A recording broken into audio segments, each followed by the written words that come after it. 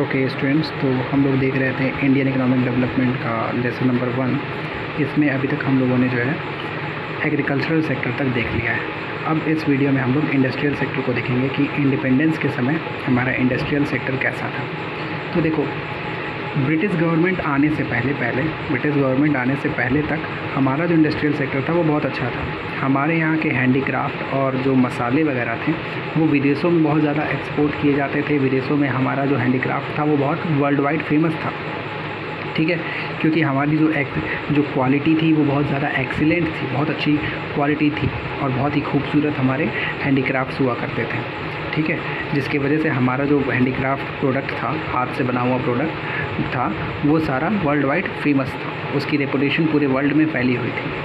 लेकिन जब British government India में आई तो उसने एक पूरे सिस्टमैटिक तरीके से हमारे इंडस्ट्री को पूरी तरीके से बर्बाद कर दिया, यानी कि हमारी इंडस्ट्री को डी इंडस्ट्रियलाइजेशन कर दिया हमारे, ठीक है। उसके लिए ब्रिटिश गवर्नमेंट ने बहुत ही डिस्क्रिमिनेटरी पॉलिसी अपनाई। डिस्क्रिमिनेटरी पॉलिसी अपनाने का मतलब है कि भेदभाव वाली पॉलिसी अपनाई, ठीक है। हमारे हैंडीक्राफ्ट को बर्बाद करने के लिए, हमारी इंडस्ट्री को बर्बाद करने के लिए बहुत ही भेदभाव वाली पॉलिसी अपनाई, ठीक है। तो अब आइए हम इस टॉपिक को देखते हैं ध्यान से। तो सिस्टमैटिकली डी इंडस्ट्रियलाइजेशन करने के लिए ब्रिटिश गवर्नमेंट ने 2 पॉइंट किए। पहला क्या काम किया, एक तो decay of world famous traditional handicraft industry owing to discriminatory policy of the British government. यानी ब्रिटिश गवर्नमेंट ने डिस्क्रिमिनेटरी पॉलिसी लगा करके, डिस्क्रिमिनेटरी पॉलिसी का मतलब भेदभाव वाली पॉलिसी। अभी हम लोग इसको देखेंगे कि कैसी भेदभाव वाली पॉलिसी, कौन से ऐसे नियम बनाए थे जिसको हम लोग डिस्क्रिमिनेटरी पॉलिसी कहा जाता है, या ये कह लो कि भेदभाव वाली पॉलिसी कहा जाता है, जिसमें भेदभाव किया जा रहा था इंडियन हैंडीक्राफ्ट या इंडियन प्रोडक्ट्स के साथ, ठीक है, बना करके, ठीक है। ये डिस्क्रिमिनेटरी पॉलिसी बना करके हमारे हैंडीक्राफ्ट को, हमारा जो हैंडीक्राफ्ट था ट्रेडिशनल हैंडीक्राफ्ट, वो उसकी इंडस्ट्री को पूरी तरीके से डिके कर दिया, यानी बर्बाद कर दिया, ठीक है। जो हमारा इंडियन हैंडीक्राफ्ट, ट्रेडिशनल हैंडीक्राफ्ट पूरा वर्ल्ड वाइड फेमस था, उसको बर्बाद कर दिया गया डिस्क्रिमिनेटरी पॉलिसी लगा करके। दूसरी तरफ हमारा जो मॉडर्न इंडस्ट्रियल ग्रोथ हो भी रहा था, ठीक है, वो भी बहुत ही धीमे हो रहा था। Bleak growth of modern industry owing to lack of investment opportunities, क्योंकि हमारे पास इन्वेस्टमेंट अपॉर्चुनिटीज़ की बहुत ज़्यादा कमी थी। उसके वजह से हमारा जो मॉडर्न इंडस्ट्री का ग्रोथ हो रहा था हमारे देश में, वो भी बहुत धीमे हो रहा था, ठीक है, एकदम ना के बराबर इंडस्ट्रियल ग्रोथ हो रहा था। तो अब आइए इन दोनों पॉइंट्स को हम लोग देखते हैं। तो पहला पॉइंट है decay of world wide famous traditional handicraft या डिके ऑफ हैंडीक्राफ्ट, ओके। तो देखो, जैसा कि मैंने आप लोगों को बताया है कि ब्रिटेन के आने से पहले हमारा जो हैंडीक्राफ्ट था वो वर्ल्ड वाइड फेमस था, ठीक है। वर्ल्ड वाइड उसकी रेपुटेशन बहुत अच्छी थी, क्योंकि वो बहुत ही एक्सीलेंट हुआ करता था और उसकी क्वालिटी बहुत अच्छी थी, बहुत सुंदर हुआ करती थी, ठीक है। लाइक दिस पिक्चर्स में देखिए कितने अच्छे खूबसूरत हमारे हैंडीक्राफ्ट हुआ करते थे, जो कि पूरे वर्ल्ड वाइड में फेमस थे, ठीक है। लेकिन ब्रिटिश गवर्नमेंट ने अपनी discriminatory economic policies and political policies लगा करके हमारे हैंडीक्राफ्ट को पूरी तरीके से बर्बाद कर दिया, ठीक है। अब कैसे किया, देखो, इस पॉलिसी के बारे में हम लोग पढ़ेंगे। डिस्क्रिमिनेटरी टैरिफ पॉलिसी क्या चीज़ है, या ये क्या चीज़ है जिसके थ्रू जो है हमारे हैंडीक्राफ्ट को बर्बाद किया गया। तो इसको कुछ पॉइंट्स में डिस्क्राइब किया गया है, इन पॉइंट्स को हम लोग देखते हैं, ओके। तो सबसे पहला पॉइंट है discriminatory tariff policy. Tariff policy का मतलब होता है टैक्स पॉलिसी, ठीक है, टैक्स पॉलिसी, ओके। टैक्स तो आप लोग को पता है क्लियर कि भाई जो कर टैक्स देते हैं गवर्नमेंट को, वो। तो ब्रिटिश गवर्नमेंट ने डिस्क्रिमिनेटरी टैक्स पॉलिसी अपनाई। डिस्क्रिमिनेटरी टैक्स पॉलिसी का मतलब है कि भेदभाव वाली टैक्स पॉलिसी अपनाई। तो इस भेदभाव वाली टैक्स पॉलिसी में क्या किया, इसमें 3 काम किया ब्रिटिश गवर्नमेंट ने। एक तरफ क्या किया कि tariff free export of raw material from India, यानी कि इंडिया से जो रॉ मटेरियल एक्सपोर्ट किए जा रहे थे, एक्सपोर्ट किए जा रहे थे, उसको टैरिफ फ्री कर दिया, यानी टैक्स फ्री कर दिया। और अगर डिटेल में बताया जाए तो जो एक्सपोर्ट किए जा रहे थे वो भी सब जगह नहीं, सिर्फ और सिर्फ ब्रिटेन में जो एक्सपोर्ट किए जा रहे थे, उनको टैरिफ फ्री कर दिया, ठीक है। तो यहाँ से रॉ मटेरियल जो है ब्रिटेन में टैक्स फ्री जाने लगे, लगे, जिससे कि वहाँ पे सस्ते में रॉ मटेरियल मिलने लगा। क्यों? क्योंकि आप लोगों को मैंने बताया था जब इंडिया में ब्रिटिश रूल स्टार्ट हुआ, ब्रिटिश गवर्नमेंट जो है यहाँ पे स्टेबलाइज हुई, ब्रिटिश गवर्नमेंट ने अपना रूल स्टार्ट किया, उस समय इंडस्ट्रियल रिवॉल्यूशन चल रहा था ब्रिटेन में। हमने एग्रीकल्चरल सेक्टर में पढ़ा था इस चीज़ को कि वहाँ पे इंडिगो की ज़रूरत थी, नील की ज़रूरत थी, कपड़ों की टेक्सटाइल इंडस्ट्री बहुत तेज़ी से पनप रहा था। तो ऐसे ही इंडस्ट्रियल रिवॉल्यूशन वहाँ चल रहा था, बहुत तेज़ी से इंडस्ट्रीज़ पनप रहे थे ब्रिटेन में। अब ब्रिटेन में जब इंडस्ट्रीज़ पनप रही थी तो उनको रॉ मटेरियल्स की ज़रूरत थी। तो रॉ मटेरियल का एक अच्छा सोर्स, एक बेस्ट सोर्स इंडिया को माना गया, यानी कि ब्रिटिश ने ऐसा पाया कि इंडिया एक बहुत ही अच्छा सोर्स हो सकता है रॉ मटेरियल का। और यही नहीं, यहाँ से रॉ मटेरियल ले जाएंगे, वहाँ पे मशीनों से उसको फिनिश गुड्स या इंडस्ट्रियल प्रोडक्ट में कन्वर्ट करके बेचेंगे भी कहाँ पे? यहीं के मार्केट में। यानी यहाँ से रॉ मटेरियल लेके जाएंगे, वहाँ पे तैयार करेंगे और उस सामान को यहाँ पे लाके बेचेंगे। ठीक है, ये काम ब्रिटिश गवर्नमेंट कर रही थी और इसको करने के लिए एक डिस्क्रिमिनेटरी टैरिफ पॉलिसी अपनाई और इस पॉलिसी के थ्रू हैंडीक्राफ्ट को बर्बाद किया। कैसे? देखो, हमारे यहाँ से जो रॉ मटेरियल था उसको टैक्स फ्री तरीके से ब्रिटेन में लेके जा रहे थे। ठीक है, पहली बात, टैक्स फ्री लेके जाते थे। तो टैक्स फ्री जब लेके जा रहे थे तो ये रॉ मटेरियल वहाँ पे काफ़ी सस्ते दामों में जा रहा था। दूसरी बात, वहाँ से जो मशीन मेड प्रोडक्ट यानी कि इंडस्ट्रियल प्रोडक्ट थे जो मशीनों से बने थे, उनका इंपोर्ट किया जा रहा था, मशीन मेड प्रोडक्ट का इंपोर्ट किया जा रहा था और वो भी टैक्स फ्री, उसको भी टैक्स फ्री कर दिया गया। ठीक है, तो जो मशीनों से बना हुआ सामान जब भारत में इंपोर्ट किया जाने लगा वो भी टैक्स फ्री, तो मशीनों से बना हुआ सामान जो भारत में आ रहा था ब्रिटेन से, वो क्या हो गया? वो सस्ता हो गया। क्यों? जब वो टैक्स फ्री है तो सस्ता हो जाएगा। दूसरी तरफ क्या किया गया? दूसरी तरफ जो हमारे हैंडीक्राफ्ट यानी हैंडमेड सामान जो थे, उनके एक्सपोर्ट पे रिस्ट्रिक्शन लगा दिया गया। रिस्ट्रिक्शन कैसे लगाया गया? देखो, हमारा जो हैंडीक्राफ्ट था उसके एक्सपोर्ट पे हैवी ड्यूटी लगाई गई, बहुत ज़्यादा टैक्स लगा दिया गया। ठीक है, कि अगर हम अपने हैंडीक्राफ्ट को विदेशों में एक्सपोर्ट करते हैं तो उस पर बहुत ज़्यादा टैक्स लग जाएगा। तो इसके वजह से हुआ क्या? एक तरफ जो ये ब्रिटेन से बना हुआ सामान भारत में इंपोर्ट किया जाने लगा टैक्स फ्री, जो कि सस्ते दामों में भारत में मिलने लगा, उससे हमारे हैंडीक्राफ्ट का इंडियन मार्केट ख़त्म हो गया। समझ में आ रहा है? क्यों? क्योंकि अब जब इंडिया में मशीन मेड सामान हैंडीक्राफ्ट के दामों से भी सस्ते में मिलने लगेंगे तो किसको प्रेफर करेंगे लोग? मशीन मेड सामान को, जिससे कि इंडियन हैंडीक्राफ्ट जो थे भारत में इंडियन हैंडीक्राफ्ट जो थे वो उनका मार्केट धीरे धीरे ख़त्म हो गया।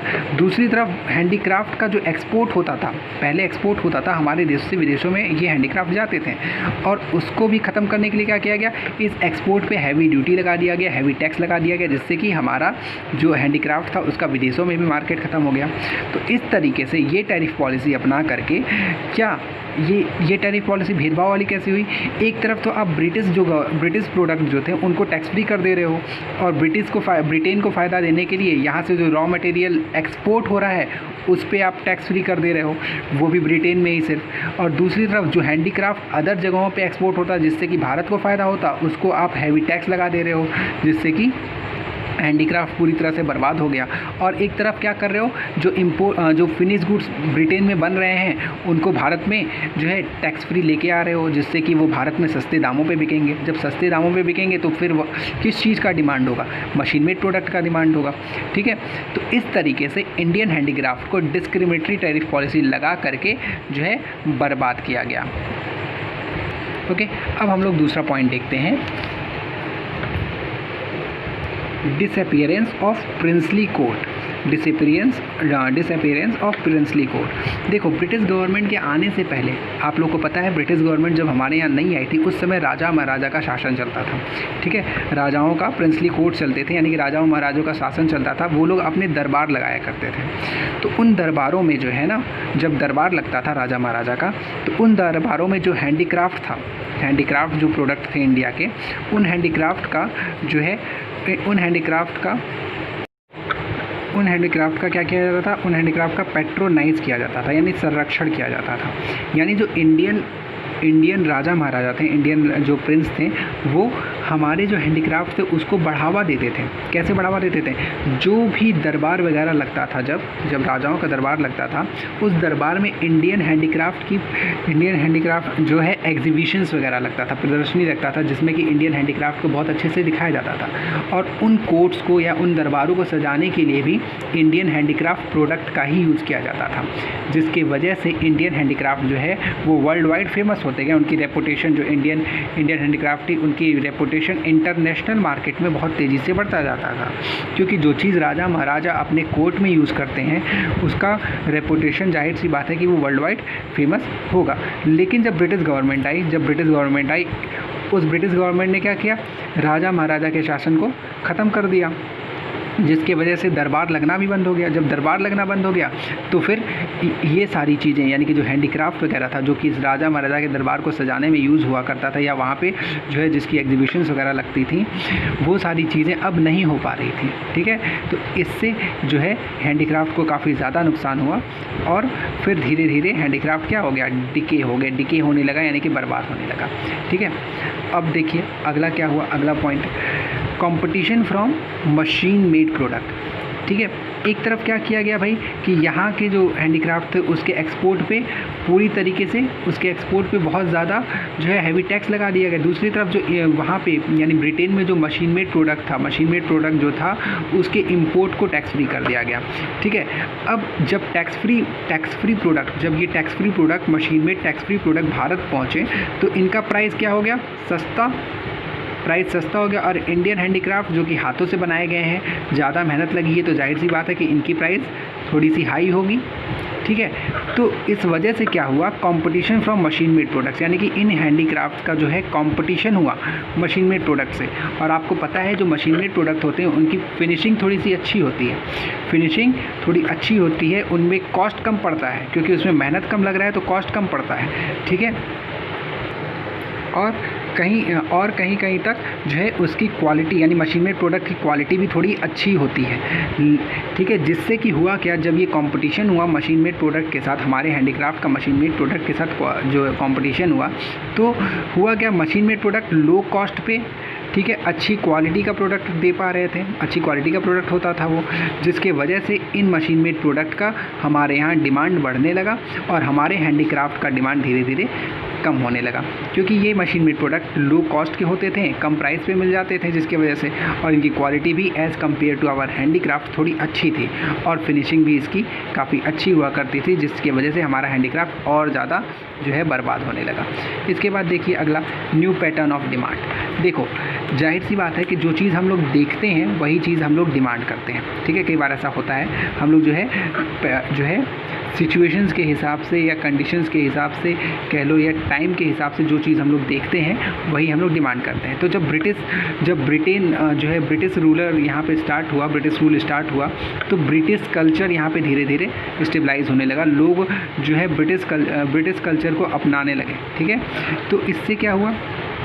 इससे ये हुआ कि हमारे यहाँ के लोग वेस्टर्न लाइफ स्टाइल को अपनाने लगे। ठीक है, वेस्टर्न लाइफ स्टाइल को अपनाने लगे। जब वेस्टर्न लाइफ स्टाइल को अपनाने लगे तो फिर हमारे यहाँ का जो हैंडीक्राफ्ट था या हमारे यहाँ का जो प्रोडक्ट था उसकी डिमांड धीरे धीरे कम होने लगी, और जो वेस्टर्न प्रोडक्ट थे या ब्रिटिश प्रोडक्ट थे उनका डिमांड धीरे धीरे क्या होने लगा? बढ़ने लगा। तो ये जो न्यू पैटर्न आ गया डिमांड का, न्यू पैटर्न क्या आ गया कि ब्रिटिश कल्चर के अकॉर्डिंग हम डिमांड करने लगे। ब्रिटिश कल्चर के अकॉर्डिंग यानी कि वेस्टर्न लाइफस्टाइल के अकॉर्डिंग हम डिमांड करने लगे। हम अपने लाइफस्टाइल को छोड़ करके, अपने प्रोडक्ट्स को छोड़ करके, अपने स्वदेशी सामानों को छोड़ करके हम विदेशी सामान यानी वेस्टर्न कल्चर के सामानों को जो है कि डिमांड करने लगे, क्योंकि हम जो चीज़ देखते थे वही मांगते थे भाई। ठीक है, हम देखते थे कि ब्रिटिश गवर्नमेंट बहुत अच्छा कपड़ा पहन रहे हैं, उनके कपड़े पहनने का स्टाइल अलग है, उनके लाइफ स्टाइल अलग है, वो अलग तरीके से रहते हैं, अलग तरीके का सामान यूज़ करते हैं, तो हम भी उन्हीं चीज़ों को यूज़ करना चाह रहे थे। तो जब हम उन चीज़ों को यूज़ करना चाह रहे थे तो फिर क्या हुआ? हमने अपने यहाँ का जो सामान था उसका डिमांड कम कर दिया और विदेशी सामानों का डिमांड ज़्यादा कर दिया, जिसकी वजह से ये जो है ब्रिटिश प्रोडक्ट थे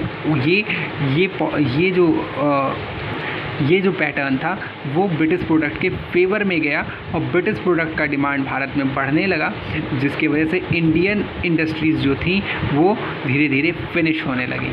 ठीक है, अब आगे देखिए, अगला जो लास्ट पॉइंट है, introduction of railway in India. अब देखो, introduction of railway in India, जाहिर सी बात है आप लोग अभी तक यही समझ रहे होंगे या सबको यही समझता है कि भाई भारत में रेलवे जो ब्रिटेन ने लेके आया वो बहुत अच्छा काम किया। ठीक है, आज के प्रेजेंट सिचुएशन के हिसाब से बहुत अच्छा काम था, लेकिन भारत में जो रेलवे लाया गया था उसके पीछे मोटो अच्छा नहीं था। ठीक है, इंडस्ट्री, उसके पीछे जो मोटो था ब्रिटेन का वो अच्छा नहीं था। यानी ऐसा नहीं है कि भारत का डेवलपमेंट करने के लिए रेलवे लाया गया था। ठीक है, रेलवे इंडिया में लाया ही गया था ब्रिटेन के डेवलपमेंट के लिए। अब ये कैसे, देखो, ब्रिटेन का जो प्रोडक्ट था उसका मार्केट जब रेलवे इंडिया में नहीं थी तो कहाँ तक लिमिटेड था, वो था सिर्फ और सिर्फ सी पोर्ट तक। सी पोर्ट यानी कि समुद्री किनारों तक ही जो है उसका मार्केट था। यानी ऐसी जगहों तक सामान आसानी से पहुंच जा रहा था जहां तक समुद्री जहाज़ पहुंचते हैं। ठीक है, समुद्री जहाज़ के थ्रू जो है जो आप समुद्री जहाज़ के थ्रू पोर्ट तक जो है सामान लेके आया जाता था और फिर आसपास के मार्केट में ही वो सामान बिकता था।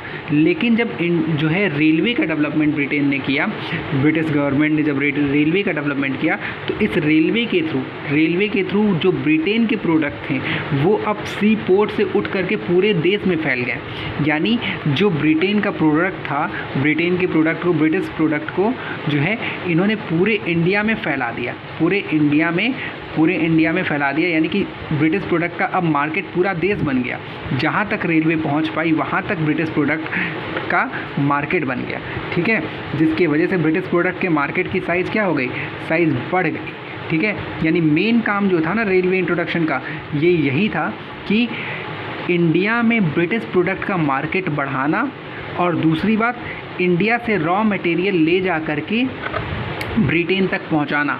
रेलवे को इंडिया में लाने के पीछे यही मोटो था। रेलवे को इंडिया में लाने के पीछे ब्रिटिश गवर्नमेंट का यही मोटो था कि इंडिया में क्या करें, इंडिया के मार्केट में पूरी तरह से ब्रिटिश प्रोडक्ट फैला दें जिससे कि ब्रिटेन को फ़ायदा हो। दूसरी तरफ पूरे देश के कोने कोने से रॉ मटेरियल लेकर सी पोर्ट यानी समुद्री किनारों तक पहुंचाना, जिससे कि वहां से आसानी से रॉ मटेरियल ब्रिटेन तक पहुंच सके।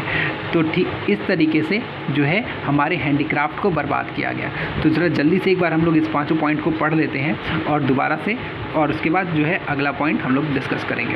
ओके, तो देखो, इंडियन हैंडीक्राफ्ट जो कि ब्रिटिश गवर्नमेंट के आने से पहले काफ़ी अच्छी कंडीशन में थी। ओके, हमारा जो इंडियन हैंडीक्राफ्ट था वर्ल्ड वाइड फेमस था, उसको बर्बाद करने के लिए सबसे पहला काम क्या किया ब्रिटिश गवर्नमेंट ने, डिस्क्रिमिनेटरी टैरिफ पॉलिसी लगाई। यानी कि एक भेदभाव वाली टैक्स पॉलिसी लगाई जिसमें क्या किया कि उसने हमारा जो रॉ मटेरियल था उसको एक्सपोर्ट किया ब्रिटेन में एक्सपोर्ट किया, वो भी टैक्स फ्री, जिससे कि यहाँ से रॉ मटेरियल सस्ते दामों में ब्रिटेन पहुँच गया। दूसरी तरफ क्या किया गया, दूसरी तरफ जो ब्रिटिश के इंडस्ट्रियल प्रोडक्ट थे, ब्रिटेन के इंडस्ट्रियल प्रोडक्ट थे, ब्रिटेन में जो भी मशीन मेड सामान थे उसको टैक्स फ्री इंपोर्ट किया। जब टैक्स फ्री इंपोर्ट किया तो यहाँ पे वो सामान सस्ते में मिलने लगा।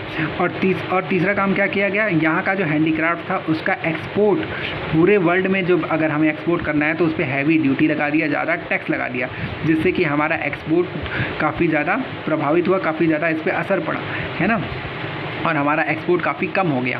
ओके, हमारा मार्केट विदेशों में भी नहीं रह गया और ब्रिटिश प्रोडक्ट सस्ते दामों में जब यहाँ पहुँच गया इंडिया में तो हमारा मार्केट इंडिया में भी नहीं रह गया। ठीक है, इस तरीके से डिस्क्रिमिनेटरी टैरिफ पॉलिसी लगा करके हमारे हैंडीक्राफ्ट को बर्बाद किया गया। दूसरी तरफ दूसरा काम क्या किया गया, डिसअपीयरेंस ऑफ प्रिंसली कोर्ट। ठीक है, राजा महाराजा के दरबार जो है धीरे धीरे ख़त्म करने लगे। कैसे ख़त्म किया गया, आपको पता ही है भाई कैसे ख़त्म किया गया। क्या किया गया था कि भाई पहले राजा महाराजा थे तो उनके दरबार में ये चीज़ें सजाई जाती थी, दिखाई जाती थी, ये सारी चीज़ें दिखते थे, ये सारी चीज़ें जो भी हैंडीक्राफ्ट था, तो उसके वजह से हैंडीक्राफ्ट पूरा जो है वर्ल्ड वाइड फेमस था। लेकिन जब ब्रिटिश गवर्नमेंट इंडिया में आई तो फिर जो है यहाँ के जो हैंडीक्राफ्ट थे वो अब प्रिंस कोर्ट में नहीं दिखते थे, क्योंकि प्रिंस कोर्ट ही नहीं था, राजाओं महाराजाओं का शासन ही ख़त्म हो गया था, तो उनका दरबार लगता नहीं था, जिसके वजह से ये सामान यानी हमारे हैंडीक्राफ्ट वहाँ पे नहीं दिखाई देते थे। ठीक है, और वहाँ से फिर वो हैंडीक्राफ्ट का काफ़ी ज़्यादा डिके हुआ। उसके बाद मशीन मेड प्रोडक्ट के साथ कंपटीशन कराया गया। ये मशीन मेड प्रोडक्ट जो ब्रिटेन से आते थे वो चीपर कॉस्ट के होते थे, इनकी क्वालिटी भी थोड़ी हमसे अच्छी ही होती थी, प्राइस भी सस्ता होता था, जिसके वजह से ये काफ़ी हद तक हमारे हैंडीक्राफ्ट को दबा दिए और हमारे हैंडीक्राफ्ट से आगे निकल गए। और हमारे देश में भी उस समय न्यू पैटर्न ऑफ डिमांड पनप रहा था, क्योंकि हम ब्रिटिश कल्चर को धीरे धीरे अपनाने लगे थे। ब्रिटिश को देख करके हम उन्हीं की तरह से जीना चाह रहे थे, उन्हीं की लाइफ स्टाइल को अपनाना चाह रहे थे। जब हम उनकी लाइफ स्टाइल अपनाना चाह रहे थे तो हमने ब्रिटिश प्रोडक्ट का डिमांड बढ़ा दिया एज़ कम्पेयर टू अपने इंडियन प्रोडक्ट में। और इंडियन रेलवे के बारे में तो मैंने बता दिया कि भाई इंडियन रेलवे का इंट्रोडक्शन ही किया गया था ब्रिटेन के प्रोडक्ट को इंडिया के पूरे मार्केट में फैलाने के लिए और इंडिया से रॉ मटेरियल ब्रिटेन में पहुंचाने के लिए। ओके, तो ये हो गया हमारा डिके ऑफ हैंडीक्राफ्ट का टॉपिक। अब हम लोग जो है इसका दूसरा वाला टॉपिक डिस्कस करेंगे। तो अब हम लोग देखते हैं bleak growth of modern industry, जो हमारा दूसरा पॉइंट था, यानी कि notional growth of modern industry. दूसरा जो पॉइंट था, एक क्या था, एक था डिके ऑफ हैंडीक्राफ्ट जो हम लोग देख चुके हैं, दूसरा है bleak growth of modern industry. तो इसको अब हम लोग देखेंगे कि भाई हमारी जो मॉडर्न इंडस्ट्री थी, हमारे देश में जो मॉडर्न इंडस्ट्री थी, उसका ग्रोथ तो हो रहा था लेकिन बहुत ही नोटेशनल था। बहुत ही नोटेशनल का मतलब है केवल नाम मात्र का ग्रोथ हो रहा था, बहुत धीमे हो रहा था। ओके, तो क्या हुआ कि जब ब्रिटिश राज में, यानी कि जब ब्रिटिश गवर्नमेंट हमारे देश में थी, उस समय हमारे यहाँ मॉडर्न इंडस्ट्री का ग्रोथ तो हो रहा था लेकिन ये बहुत ही ब्लीक हो रहा था, मतलब बहुत ही नोटेशनल हो रहा था, एकदम ना के बराबर ग्रोथ हो रहा था। ठीक है, स्पेशली 19th सेंचुरी में थोड़ा बहुत ग्रोथ हमारा जो है मॉडर्न इंडस्ट्री का दिखा था। 19th सेंचुरी, वो भी 19th सेंचुरी के हाफ में 19th सेंचुरी के हाफ में जो है हमारा थोड़ा बहुत ग्रोथ दिखा था, और वो भी सिर्फ उन्हीं जगहों पे ये इंडस्ट्रीज़ का ग्रोथ दिखा था जहाँ पे जो है ब्रिटिश गुड्स को फ़ायदा हो रहा था। ठीक है, यानी कि जिसके थ्रू ऐसी इंडस्ट्रीज़ में ही जो है ऐसी इंडस्ट्रीज़ का ही ग्रोथ हो रहा था जिसके थ्रू ब्रिटेन को फ़ायदा हो रहा था, ना कि इंडिया को ब्रिटेन को ज़्यादा फ़ायदा हो रहा था। ओके, तो आइए अब हम इसके ऑब्जर्वेशंस को देखते हैं कि क्या क्या चीज़ें इसमें थी। तो देखो, कुछ इंडस्ट्रीज़ हमारे यहाँ स्टेबलाइज़ की गई थी। Some industries were stabilise by the private enterprises. हमारे यहाँ देश में कुछ प्राइवेट एंटरप्रेनर्स ने जो है अपनी इंडस्ट्री स्टेबलाइज़ की थी, जिसमें से Tata iron and steel company थी जो कि 1907 में स्टेबलाइज़ की गई। ठीक है, आयरन एंड स्टील कंपनी जो है, पहली आयरन स्टील कंपनी हमारे यहाँ जो स्टेबलाइज़ की गई थी वो टाटा की थी। ओके, जो कि 1907 में स्टेबलाइज़ की गई थी। और शुगर की कुछ इंडस्ट्री स्टेबलाइज़ की गई थी, सीमेंट की गई थी, और पेपर इंडस्ट्री की गई थी। लेकिन ये जो इंडस्ट्रीज़ थी वो बहुत ही अभी जो है एक्सपेंड नहीं हुई थी, बहुत ही छोटे स्तर पे थी। दूसरी बात, इनका स्टेबलाइजेशन किया गया था जो है वर्ल्ड वॉर फर्स्ट और वर्ल्ड वॉर सेकेंड के बाद, जो कमी पूरे देश में, पूरे दुनिया में आ गई थी। जो है हमारा देश लगभग भुखमरी के कगार पे पहुंच चुका था और पूरी दुनिया में भी काफ़ी ज़्यादा बर्बादी हो चुकी थी। ठीक है, उसके बाद ही उन कमियों को पूरा करने के लिए ही इन इंडस्ट्रीज़ का जो है डेवलपमेंट इंडिया में किया गया था। जो कमियां वर्ल्ड वॉर फर्स्ट और वर्ल्ड वॉर सेकेंड के बाद आ गई थी, उन कमियों को दूर करने के लिए ही इंडिया में जो है टाटा आयरन स्टील कंपनी और शुगर, सीमेंट और पेपर इंडस्ट्रीज़ का कुछ डेवलपमेंट इंडिया में किया गया था। और दूसरी बात देखो, ये तो थी प्राइवेट एंटरप्रेनर्स की इंडस्ट्री, यानी कि प्राइवेट सेक्टर ने जो है कुछ इंडस्ट्रीज़ लगाई थी। लेकिन जो गवर्नमेंट थी, स्टेट थी, यानी कि गवर्नमेंट थी, उसका पार्टिसिपेशन जो है इंडस्ट्रियलाइजेशन में एकदम ना के बराबर था, बहुत ही लिमिटेड था। यानी कि इंडस्ट्रियलाइजेशन में, इंडस्ट्रीज़ के डेवलपमेंट में गवर्नमेंट लगभग ना के बराबर साथ दे रही थी। ठीक है, सिर्फ उन्हीं एरियाज़ में डेवलपमेंट किया जा रहा था जिन एरियाज़ में ब्रिटिश प्रोडक्ट का मार्केट सेटअप हो सके, यानी कि ब्रिटिश प्रोडक्ट का मार्केट सेट करने के लिए ही डेवलपमेंट का काम किया जा रहा था। जिसमें से है रेलवे, जिसके बारे में अभी हम लोगों ने डिस्कस किया कि रेलवे के थ्रू कैसे ब्रिटिश प्रोडक्ट का जो है मार्केट इंडिया में सेट किया गया। पावर जनरेशन, चलो ये काम तो अच्छा किया जाता था, बिजली बनाने का काम। दूसरा, डेवलपमेंट ऑफ पोर्ट्स का डेवलपमेंट किया गया। इसका काम क्यों किया गया था, आप समझ सकते हो कि भाई जो ब्रिटिश प्रोडक्ट है उसके लिए रॉ मटेरियल भारत से विदेश में पहुंचाने के लिए पोर्ट का डेवलपमेंट किया गया था। और दूसरा, जो ब्रिटिश प्रोडक्ट तैयार हो करके भारत में आ रहा था उसको भारत में लाने के लिए इन पोर्ट्स का डेवलपमेंट किया गया, जिससे कि आसानी से ये भारत में पहुंच सके। और the means of communication means का जो स्टेबलाइजेशन किया गया, ये इसके पीछे रीज़न था कि जो ब्रिटिश गवर्नमेंट इंडिया में चलती थी उसकी एडमिनिस्ट्रेशन में आसानी हो सके, जिससे कि कम्युनिकेशन सिस्टम स्टेबलाइज किया गया। ठीक है, तो सिर्फ उन्हीं जगहों पे जो है इंडस्ट्रियलाइजेशन किया गया, उन्हीं सेक्टर्स में इंडस्ट्रियलाइजेशन किया गया जिससे कि ब्रिटिश गवर्नमेंट को और ब्रिटेन को फ़ायदा हो रहा था। ठीक है, और हमारे देश में कोई भी कैपिटल गुड्स की इंडस्ट्री नहीं थी। कैपिटल गुड्स की इंडस्ट्री का कहने का मतलब ऐसी इंडस्ट्री नहीं थी जहाँ पे मशीन्स वगैरह प्रोड्यूस की जाए, यानी हमारे यहाँ कोई ऐसी इंडस्ट्री नहीं थी जिसमें कि मशीन्स या इंडस्ट्रियल प्लांट्स को बनाया जाए। जब मशीन और इंडस्ट्रियल प्लांट्स बनेंगे ही नहीं तो क्या आगे प्रोडक्शन हो पाएगा?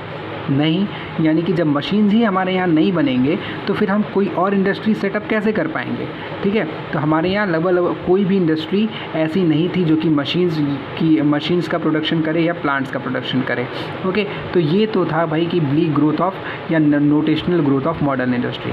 ठीक है, अब जो हमने पढ़ा है आज उन सारे पॉइंट्स को जो है यहाँ पे शॉर्ट में दे रखा है, इसको एक बार ज़रा जल्दी से देख लेते हैं। Briefly, industrial sector on the eve of independence revealed 4 core characteristics, 4 main characteristics बताते हैं pointing to its backwardness and limited growth, यानी कि हमारी जो इंडस्ट्रियल सेक्टर थी वो बहुत ही बैकवर्ड थी और लिमिटेड ग्रोथ शो करती थी।